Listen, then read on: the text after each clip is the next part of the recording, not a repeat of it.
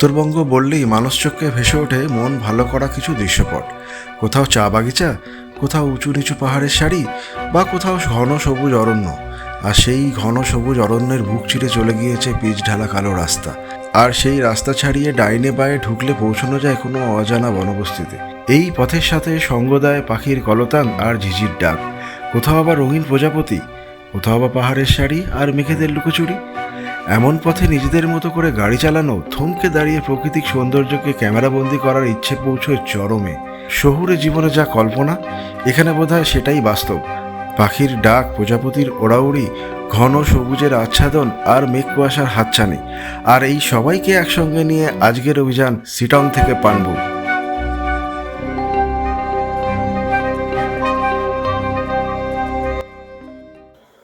Good morning from Sittong. আমরা এখন আছি বীরেঞ্জনা হোমস্টেতে। তো এখন সময় সকাল 7টা। আমরা ভোরবেলা উঠেছিলাম একটু। আজকে কিন্তু ক্লিয়ার স্কাই, আর রাতেই দেখেছিলাম ক্লিয়ার স্কাই ছিল, প্রচুর তারা দেখা যাচ্ছিল, যেটা আমার কলকাতা থেকে দেখা সম্ভব হয় না। তো সকালবেলা কিন্তু আমরা কাঞ্চনজঙ্ঘার পিকটা দেখতে পেয়েছি, এখান থেকে পরিষ্কার দেখা গেছে। তো একটু বাদে আমরা ব্রেকফাস্ট করবো, যেটা আমাদের রুম রেন্টের সাথে ইনক্লুডিং। আমাদের এখানে রুম রেন্ট পড়লো 1250 টাকা পার হেড পার ডে বেসিসে, যেখানে আপনার লাঞ্চ, ডিনার, একটা স্ন্যাক্স আর হচ্ছে ব্রেকফাস্ট ইনক্লুডেড থাকে। তো আমরা ব্রেকফাস্টটা কমপ্লিট করে আমরা এখান থেকে বেরিয়ে যাবো। ইচ্ছা আছে 8:30 নাগাদ বেরোনোর টুয়ার্ডস পানবু। তবে আজকে একটু চাপ আছে, কারণ এখানকার রাস্তাগুলো পুরোটাই সারাচ্ছে, মানে টোটাল শিটংয়ের যে রাস্তা, সেই রাস্তা পুরোটাই সারাচ্ছে। কিছু কিছু জায়গা ভেঙেছিল, তবে সেখান থেকে চলার মতো ছিল। কিন্তু মানে মেইনলি যেটা প্রবলেম, যেটা আস্তে আস্তে বলছিলাম, যে কিছু কিছু জায়গায় স্টোন চিপ ছেড়ে দিয়েছে বিচের থেকে। তো টার্নিংয়ে সেটা একটু সমস্যা করছিল। মেবি তার জন্য হয়তো এখানকার অনেক দিন ধরে কথা বললাম, এখানে অনেক দিন ধরে লোকজন বলছে রাস্তা সারানোর কথা।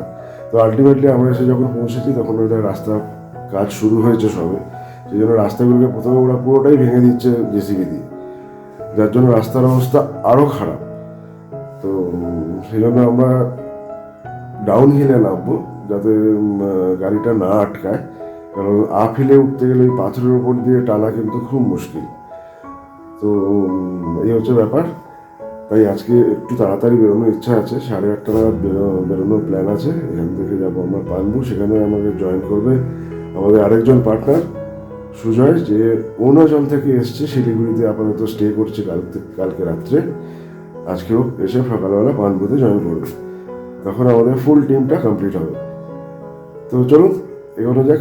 এবার এখন দেখি ব্রেকফাস্টটা হয়েছে কিনা।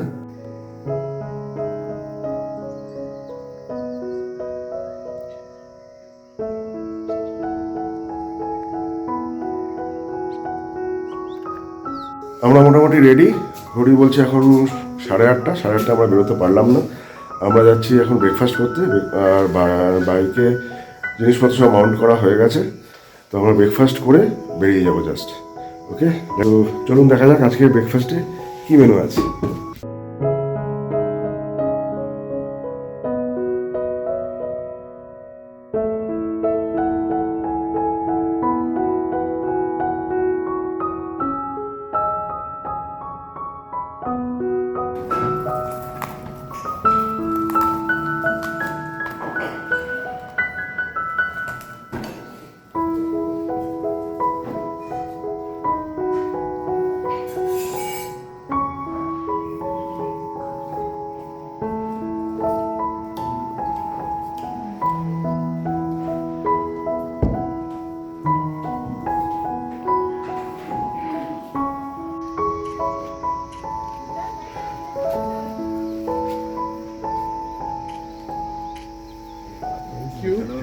আমরা এখন বেরিয়ে পড়লাম পানবুর উদ্দেশ্যে। আলটিমেটলি বেরোতে বেরোতে প্রায় 9:30 হয়েই গেল। আমরা প্রায় 1 ঘন্টা লেটে বেরোলাম। রাস্তা তৈরির চক্করে সব রাস্তা ভেঙে দিয়েছে, এইটুকুই একটু ভদ্রস্থ আছে, তারপরে আবার ভাঙা।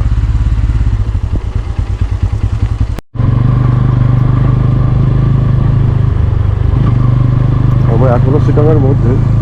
এই পাহাড়টা ক্রস করে আমরা কালীঝোড়া হয়ে ঢুকবো পানবুতে, অন্য একটা পাহাড়ে।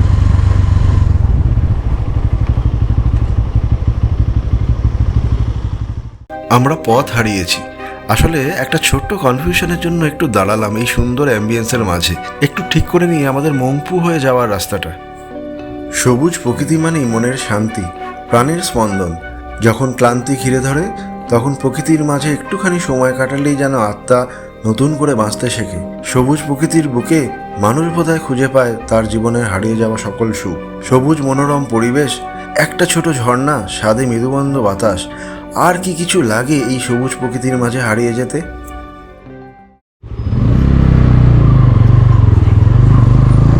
এটা হচ্ছে যোগীঘাট ব্রিজ। আমরা যোগীঘাট ব্রিজে এসে পৌঁছালাম। আমাদের হোমস্টে থেকে 40 কিলোমিটার, মানে প্রায় 5 কিলোমিটার ডিস্টেন্স। তো আমরা 45 স্টার্ট করেছিলাম।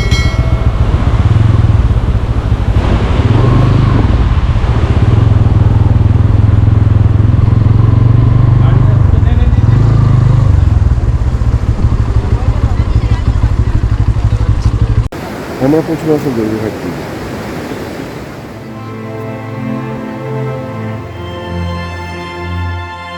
যোগীঘাট ব্রিজ থেকে মনোমুগ্ধকর দৃশ্য উপভোগ করতে করতে আর ফটো সেশন করতে করতে কাটিয়ে ফেললাম প্রায় 20টা মিনিট মতন।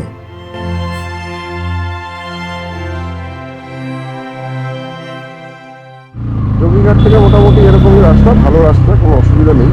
আমরা মংপু হয়ে বেরোবো।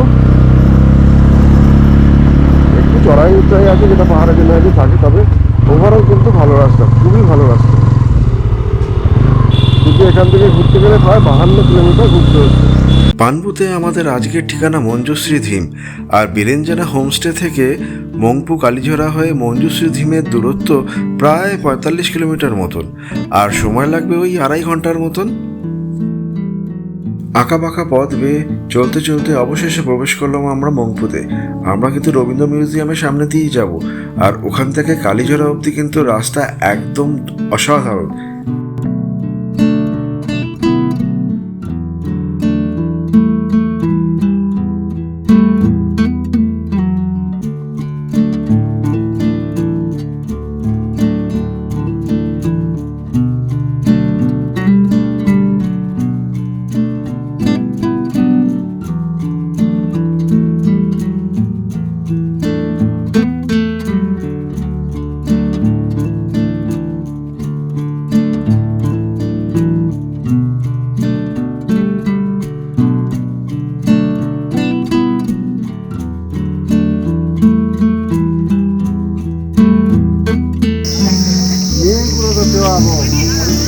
আমরা পৌঁছলাম রবীন্দ্র ভবন।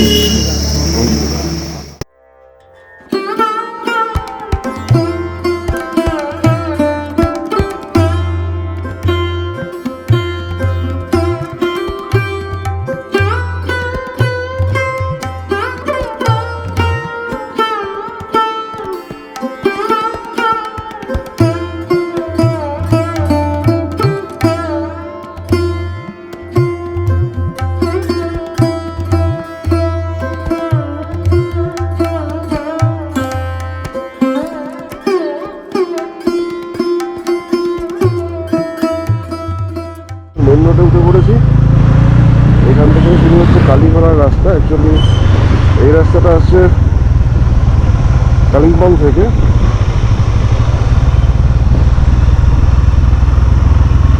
চল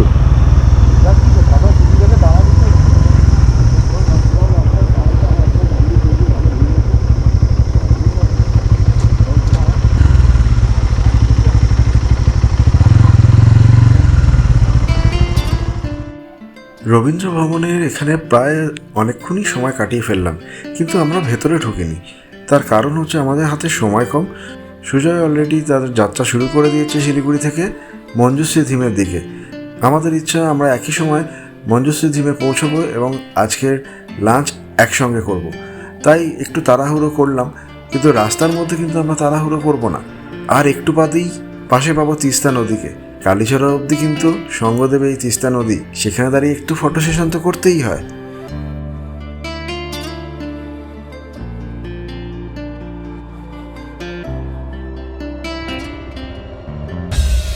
রামবি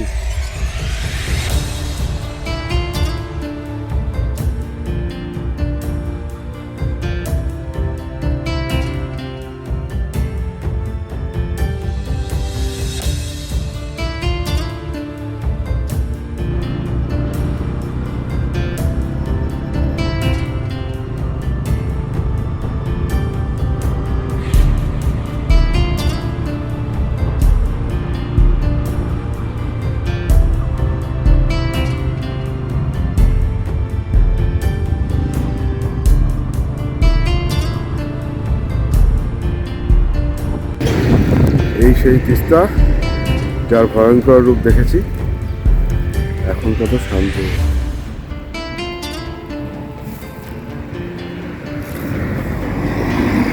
এই হচ্ছে আমাদের বাইক, আমরা আপাতত এখানে সাইড করেছি একটু। এই রাস্তা দারুণ, কোনো চাপ নেই। রাস্তার কন্ডিশন যতটা সুন্দর ততটাই সুন্দর চারপাশের দৃশ্য। প্রতি মুহূর্তকে এনজয় করতে করতে আমরা এগোচ্ছি কালীঝোড়ার দিকে। আর পানবু তো বলারই নয়, যা ফিডব্যাক পেয়েছি পানবু, সে দৃশ্য দেখার জন্য আমরা মুখিয়ে আছি। তবে এই রাস্তা দৃশ্য যতটা মনোরম, রাস্তার কন্ডিশনও কিন্তু তার থেকেও ভালো। বাইক চালাতে কোনো অসুবিধা হচ্ছে না, ভালো স্পিড মেনটেন করছি, ভালো সময় মেনটেন করছি, কোনো রকম অসুবিধা কিন্তু এখনও পর্যন্ত হয়নি। তো আমরা এগিয়ে চলি পানবুর দিকে। আর পানবুতে আমরা কালীঝোড়া ড্যামটা ক্রস করার পরে যতটা ওপরে উঠব, তারপরেই কিন্তু বদলে যাবে চারদিকের দৃশ্যপট। সেই প্রতিটা মুহূর্তকে মনে হবে আমাকে যদি ক্যামেরাবন্দি করতে পারি। চেষ্টা করে যাচ্ছি, কিন্তু সব তো সম্ভব হচ্ছে না। যেমন এই রাস্তাতেও কিন্তু আমরা কোনো জায়গায় ছাড়তে মন চাইছে না।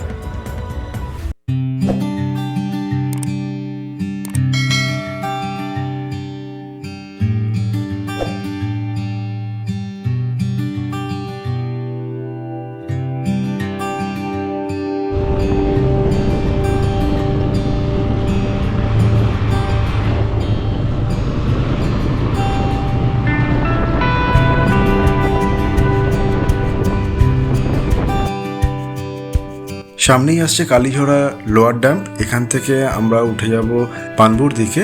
তবে তার আগে আমাদের এখানে ক্যামেরাটা খুলে ফেলতে হবে। ড্যামের ওপর দিয়ে ক্যামেরা কিন্তু অ্যালাউ নেই, তো আমরা কিছু দূর উঠে তারপরে আবার ক্যামেরাকে মাউন্ট করতে হবে। কালীঝোড়াটা ক্রস করে একটু দাঁড়ালাম, মানে কালীঝোড়া ড্যামে তো ফটো ভিডিও করতে দেয় না, সেই জন্য আমাদের ক্যামেরাটা খুলতে হয়েছিল। তো আমি এখানে দাঁড়িয়ে এখন ক্যামেরাটা মাউন্ট করলাম, এবার পানবুর দিকে এগোচ্ছি। কালীঝোড়া ড্যাম, এই যে জল ছাড়ছে আমার এখানে। চলো লেটস গো। আমার পার্টনার উঠে চলে গেছে।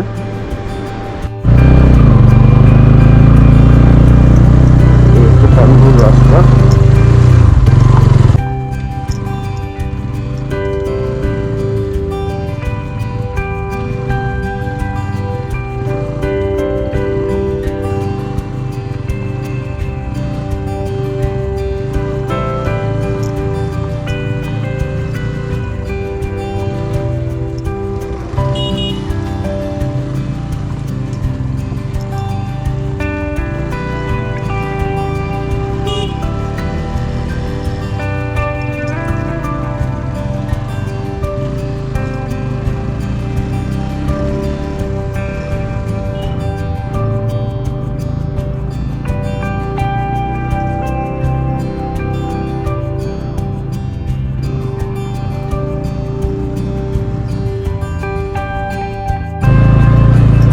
পানবুর রোড কন্ডিশন।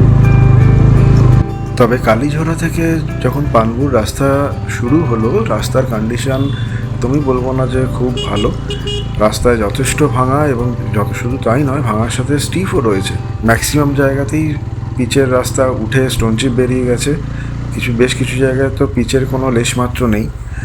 রাস্তার কন্ডিশন নট সো গুড, কিন্তু তার মধ্যেও বাঁচিয়ে চলতে হবে, উঠতে হবে পানবুর দিকে, আমাদের গন্তব্যের দিকে।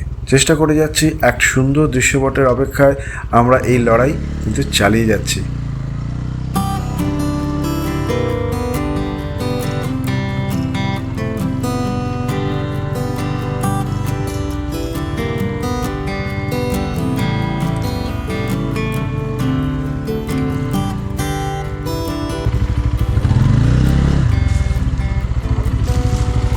এখানে দাঁড়িয়ে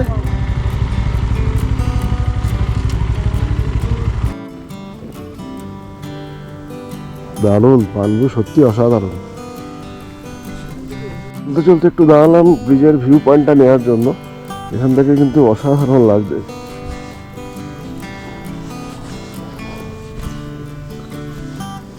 এখান থেকে দেখ, এই দেখ, দারুণ দারুণ করোনেশন ব্রিজ, পুরো ইয়েটা পাচ্ছিস, পুরো তিস্তার ওই ভিউটা পাচ্ছিস। তিস্তার ভিউটা দারুণ। এখনো পর্যন্ত আমাদের এই জার্নির এটাই বোধহয় সেরা মুহূর্ত। বিস্তৃত তিস্তা সমতলে মিশেছে, আর তার উপরে nostalgic coronation bridge, Teesta rail bridge আজ এক ফ্রেমে। উফ, এক অসাধারণ দৃশ্যের সাক্ষী হলাম আজ। মানসিক চঞ্চলতা এতটাই যে এই আবেগঘন মুহূর্তকে ভাষায় প্রকাশ করতে আমি অপারগ, শুধু উপভোগ করছি just.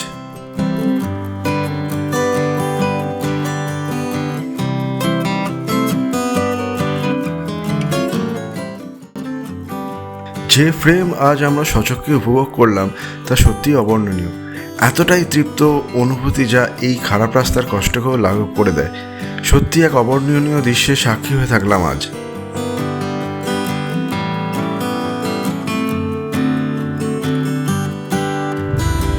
We reach Kanchenjunga.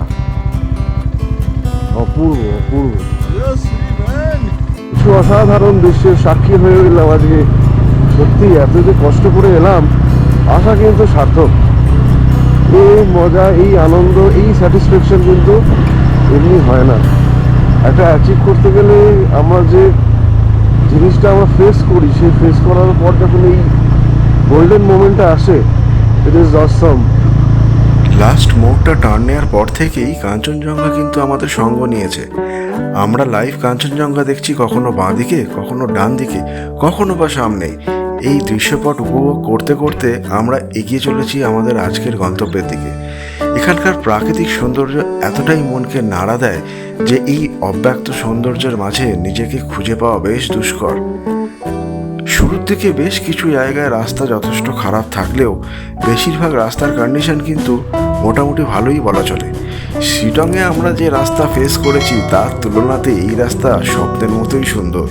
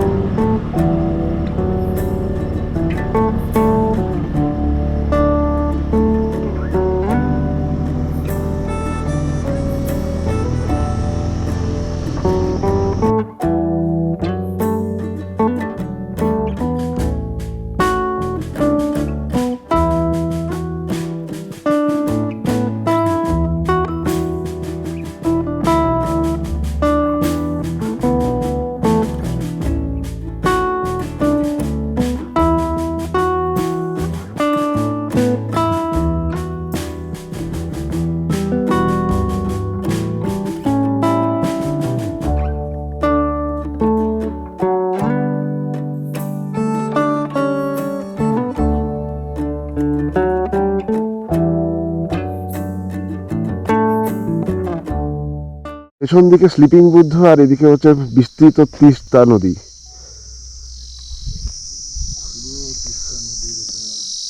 Just এদিকটা ঘুরি, দ্য স্লিপিং বুদ্ধা।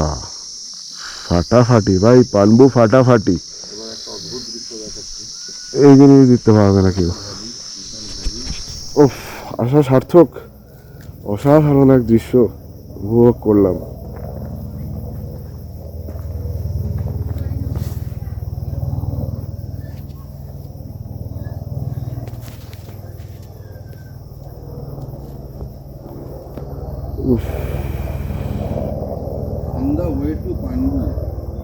এটা হচ্ছে মন্দিরের রাস্তা।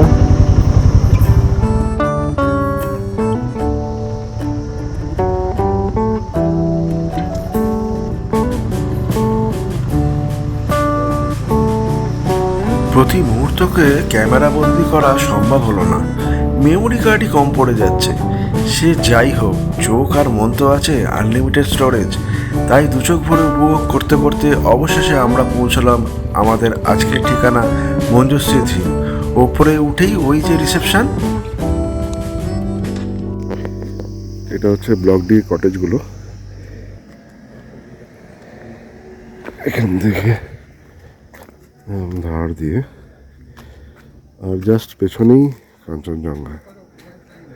অসাধারণ, যতবার দেখি পুরনো হয় না। আর এখান থেকে সিঁড়ি দিয়ে রাস্তাটা উঠে গেছে ওপরে ব্লক এ বা ব্লক সি এর দিকে। উপরেই হচ্ছে ডাইনিং।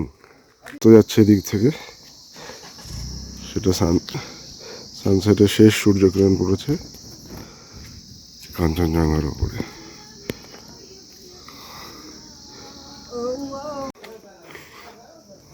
এটা হচ্ছে ডাইনিং কাম রিসেপশন। একদিকে ডাইনিং আর একদিকে রিসেপশন। এখানে একটা বুদ্ধের স্ট্যাচু।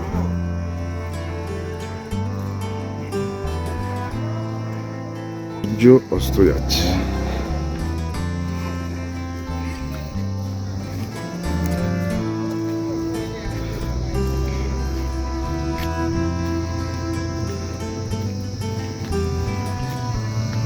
পেছন দিকটা, যেটা পুরোপুরি কাঞ্চনজঙ্ঘার দিকে ওপেন। এই হচ্ছে তার ভিউইং রেঞ্জ।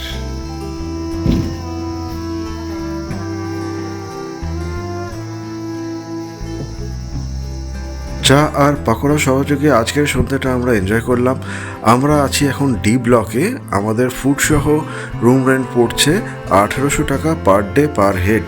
তবে ক্লিয়ার স্কাই থাকার জন্য রাত্রের মুহূর্তগুলোও কিন্তু অসাধারণ।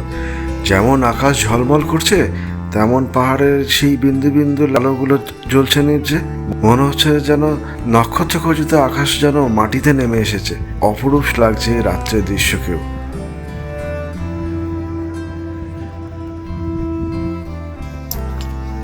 ঘড়ি জানাচ্ছে আজকে 9:30। আমরা যাচ্ছি এখন ডিনার করতে। তো আমাদের এখন স্লোপ চড়াই বেয়ে উঠতে হবে। এখন শুধু চড়াই বেয়ে উঠছে আর নামছি। এখানে তাড়াতাড়ি ডিনার দেয় মনুষ্য ধীমে। তো আজকে মেনু আমরা ফিক্স করে দিয়েছি, যদিও ওদের অনেক মেনু ছিল। আমরা শুধু চিকেন আর রুটি এটাই বলেছি, আর বেশি কিছু খাবো না। তো চলুন দেখা যাক। এই হলো আজকে সিম্পল মেনু, চিকেন, রুটি আর একটা ফুলকপি। আজকের ডিনার কমপ্লিট করে আজকের দিন আমাদের এখানেই শেষ হচ্ছে। দেখা হবে পরের দিন আবার একটা নতুন ডেস্টিনেশনের নতুন অভিযানে। ভালো থাকবে সবাই, আর চ্যানেলটাকে অবশ্যই সাবস্ক্রাইব করবেন আরও ভালো কিছু দেওয়ার মোটিভেশনের জন্য। তাহলে আজকের মতো বিদায় জানাই, দেখা হবে পরের পর্বে।